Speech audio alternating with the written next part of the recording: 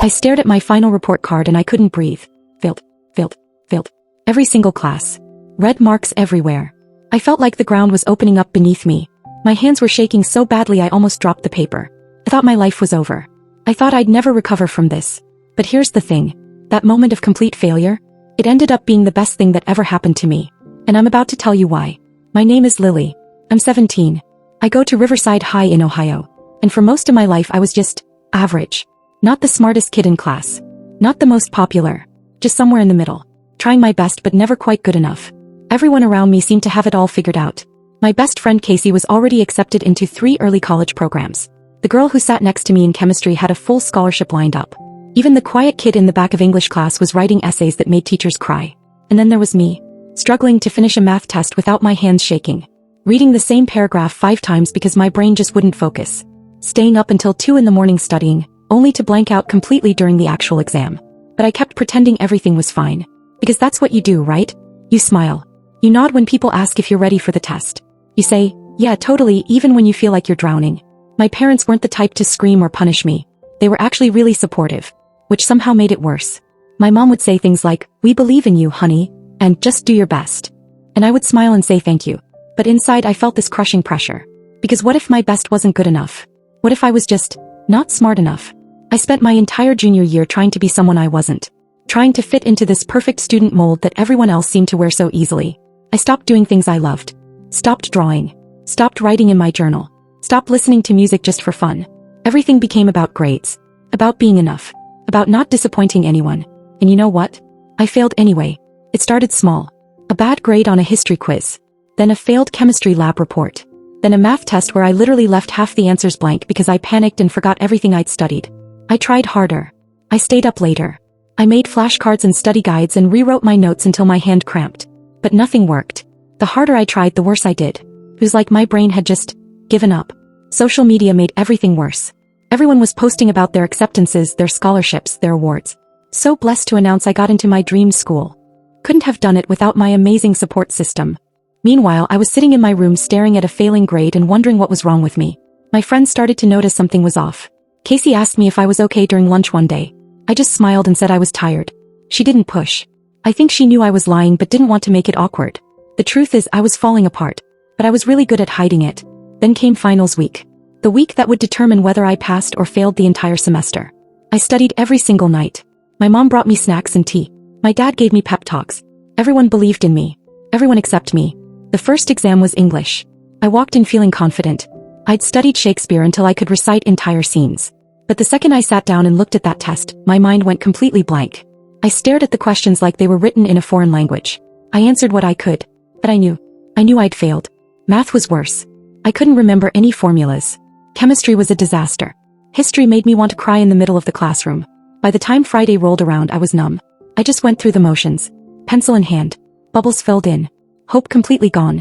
When the teacher handed back my English exam, there was a giant red 42 written at the top. 42. Out of 100. I smiled like it didn't hurt. I shoved the paper into my backpack and pretended to check my phone. But inside I wanted to disappear. I wanted to sink into the floor and never come back. One by one the other exams came back. All failures. Every single one. The day report cards came out, I walked home as slowly as possible. I took the long way. Stopped at the park. Sat on a bench and just stared at nothing.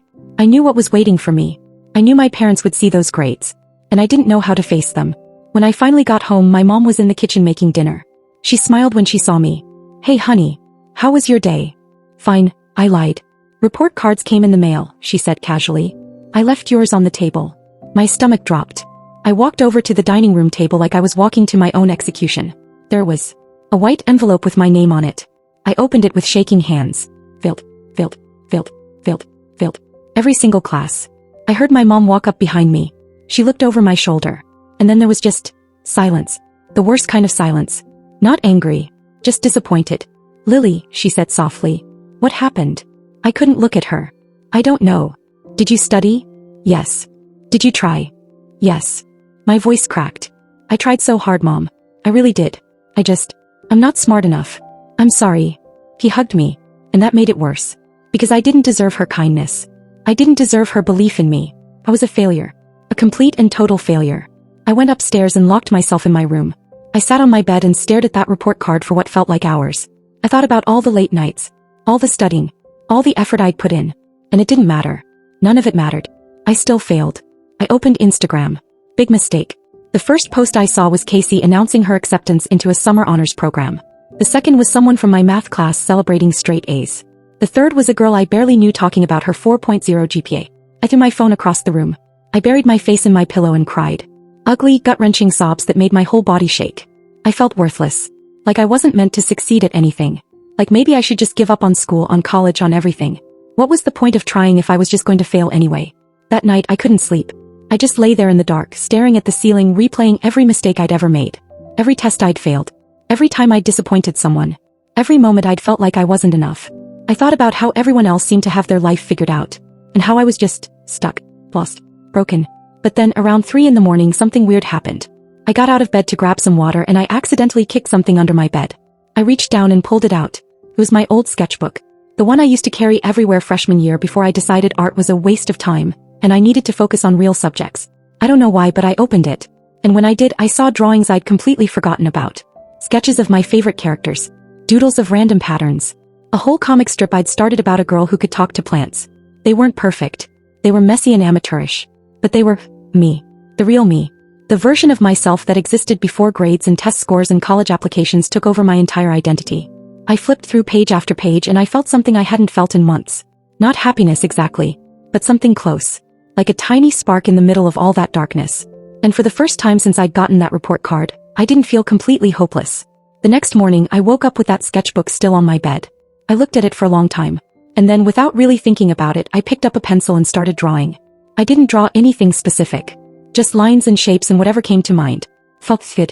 Like I was finally doing something just because I wanted to, not because I had to. I spent the whole morning drawing. My mom knocked on my door around noon asking if I wanted lunch. I said no. I wasn't hungry. I was too focused. Too absorbed in what I was creating. By the time the sun started setting, I'd filled 5 entire pages. And yeah, they weren't museum quality or anything. But they were mine. And that felt like enough. Over the next few days I kept drawing. It became my escape. Whenever I started thinking about my failed exams or my uncertain future, I'd pick up my sketchbook and just create. It was the only thing that made me feel like myself again. One night I drew something different. It was a girl sitting at a desk, surrounded by crumpled papers and failing grades. But above her head there were stars. Like even in her worst moment, there was still something beautiful. Still something worth holding on to. I stared at that drawing for a while. And then, on a whim, I took a picture of it and posted it on Instagram. Not on my main account. I made a new one. Anonymous. Just for my art. I didn't add a caption. I didn't tag anyone. I just shared it. I didn't expect anything to happen. But the next morning when I checked the account there were comments. Real comments. From real people. This is beautiful. I felt this so hard. Thank you for sharing. I couldn't believe it. Strangers on the internet were connecting with something I'd created. Something that came from my pain and my struggle and my failure. So I kept posting. Every day I'd draw something new. Sometimes it was sad. Sometimes it was hopeful. Sometimes it was just weird and abstract. But it was honest. And people responded to that honesty. My follower count started growing. Slowly at first. Then faster. Within 2 weeks I had over 1,000 followers. People were sharing my art. Sending me messages telling me how much it meant to them. How it helped them feel less alone. And for the first time in forever I felt like I was good at something. Like I had value. Like maybe failing those exams wasn't the end of my story. Maybe it was just the beginning of a different one. One day at school my art teacher Mrs. Chin pulled me aside after class. "Lily, can I talk to you for a second?" My heart sank. Great. Another teacher disappointed in me. Another conversation about how I needed to try harder. But instead she smiled. "I've been seeing your work online. The art account. It's you, isn't it?" I froze. It's incredible," she said. "Seriously, Lily. You have real talent. Why didn't you tell me you were this passionate about art?" I shrugged. I didn't think it mattered. It's not like art can get you into college or help you pass exams. She looked at me like I just said the most ridiculous thing in the world. "Lily, art is one of the most important things in the world. It's how we process emotions. How we connect with each other. How we make sense of life." I didn't know what to say. "Listen," she continued. "We have a student art exhibition coming up next month. I want you to submit something. I think people need to see your work." "I don't know," I said. I'm not really. I'm not a real artist." "Yes, you are," she said firmly. "And it's time you started believing that." I thought about it for the rest of the day. Me, in an actual art exhibition, seemed crazy, but also exciting. Terrifying and exciting at the same time. That night I told my mom about it. She was sitting on the couch reading when I came downstairs. Mom. Yeah, honey. Mrs. Chin asked me to submit my art to the school exhibition. She looked up surprised. Your art? I nodded. I've been drawing again. A lot actually, and I think I want to do it. Submit something, I mean. She smiled. Not a sad smile or a disappointed smile. A real genuine proud smile. I think that's wonderful, Lily. Even though I failed all my exams?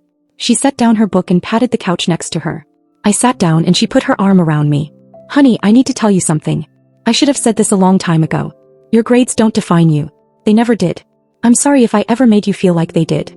But... No buts, she interrupted. You are so much more than a report card.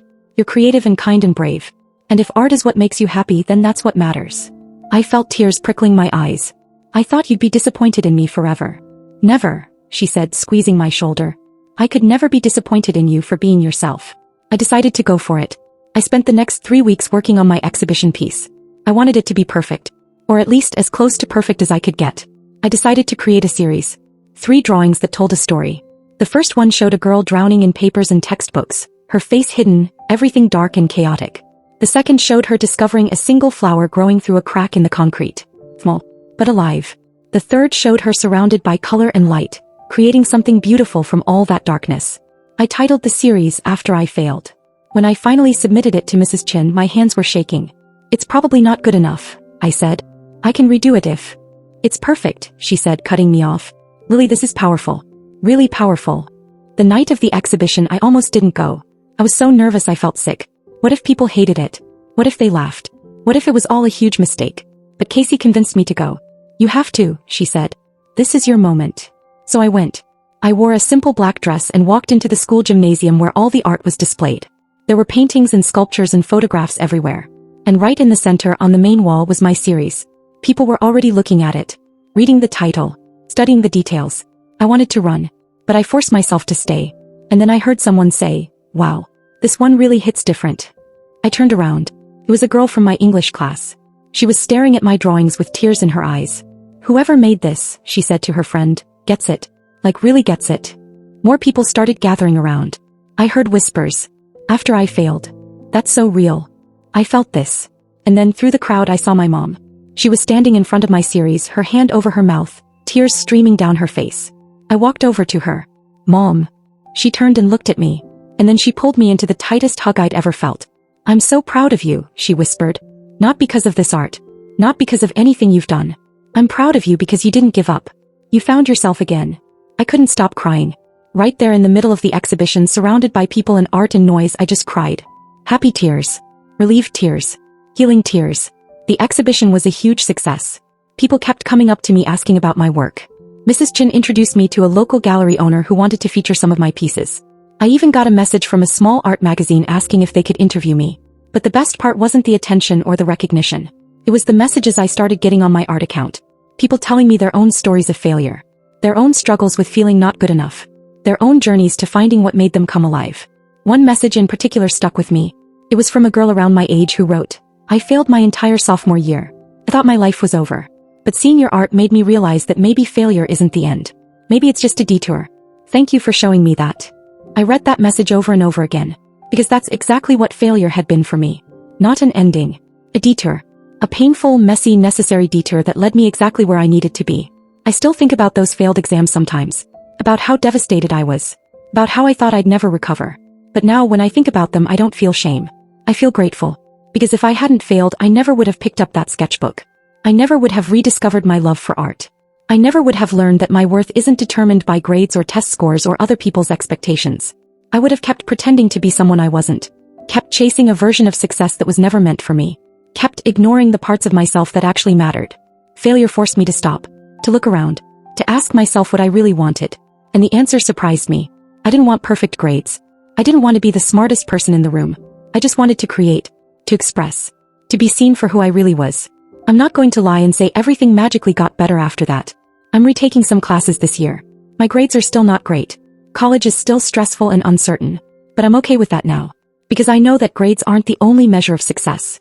They're not even the most important one. I'm applying to art schools now. Schools I didn't even know existed a year ago. Schools that care more about creativity and passion than test scores. And whether I get in or not, I know I'll be okay. because I finally found the thing that makes me feel alive. My mom and I are closer now than we've ever been. She comes to all my art shows. She helped me set up an online shop where I sell prints of my work. She even started painting again herself, something she gave up years ago because she thought it was impractical. We talk about failure differently now, not as something to be ashamed of, but as something that redirects you, something that strips away all the things you thought you were supposed to be and reveals who you actually are. I used to think failing those exams was the worst thing that ever happened to me, but now I see it as the best, because it broke me open, it forced me to rebuild, and when I put myself back together I did it my way, not society's way, not my parents' way, not the way I thought I was supposed to, my way. If you're struggling right now, if you're failing, if you feel like you're not good enough, I want you to know something. You are enough, exactly as you are. Your worth isn't determined by grades or achievements or how well you fit into someone else's definition of success. Sometimes you have to fall completely apart to discover who you're really meant to be. Sometimes failure isn't the end of your story. It's the beginning of a better one, a truer one, a story where you're not trying to be perfect. You're just trying to be yourself. And that's the most important thing you'll ever be. So here's my question for you. Have you ever failed at something and later realized it was actually the push you needed? Have you ever felt like you weren't good enough only to discover you were just looking for success in the wrong place? Tell me your story in the comments. Because I promise you, whatever you're going through right now, you're not alone. And your failure, it might just be the best thing that ever happened to you too. Thank you for listening. And remember, you're exactly where you need to be. This story explores the crushing weight of academic pressure, the journey from external validation to internal fulfillment, and the transformative power of embracing your authentic self, even when it means letting go of traditional measures of success.